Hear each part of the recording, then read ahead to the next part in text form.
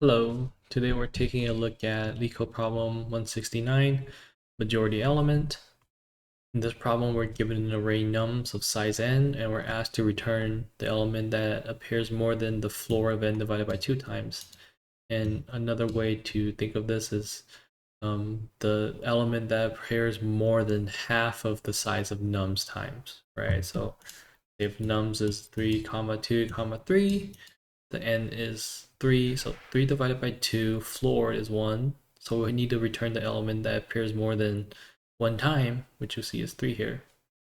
And same thing for if n is 6, 6 divided by 2 is 3, and so therefore our majority element has to occur at least 3 times or more than 3 times and at least 4 times. And we may assume that there is always a majority element in the array.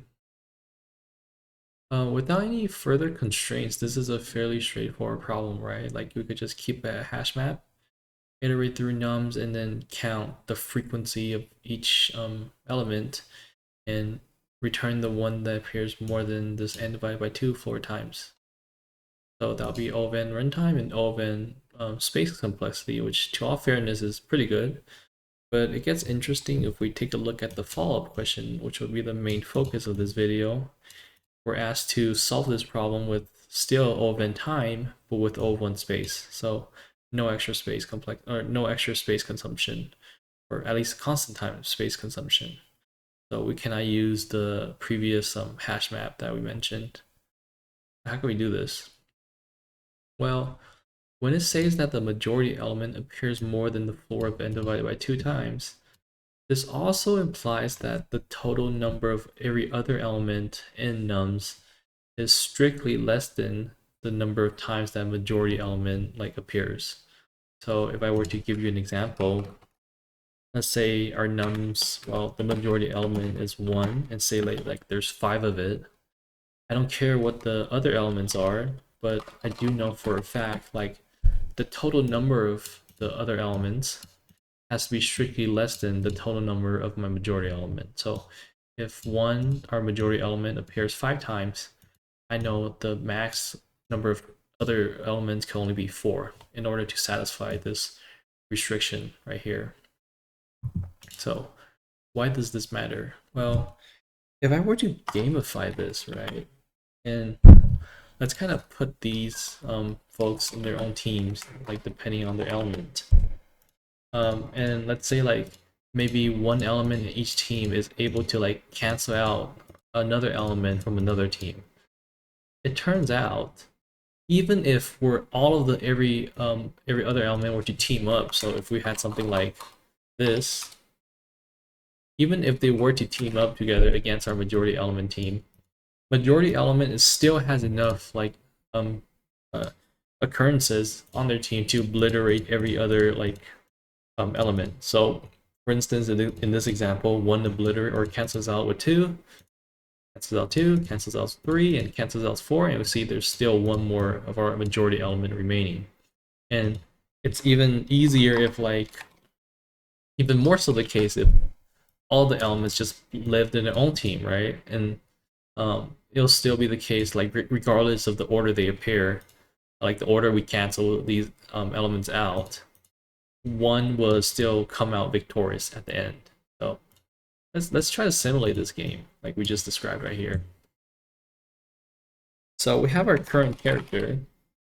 Let's just say initially it's nums0, so the first initial element of nums, and then we keep count of how many times we encountered or else let's call it HP. I think it'll be like more intuitive if we call it HP.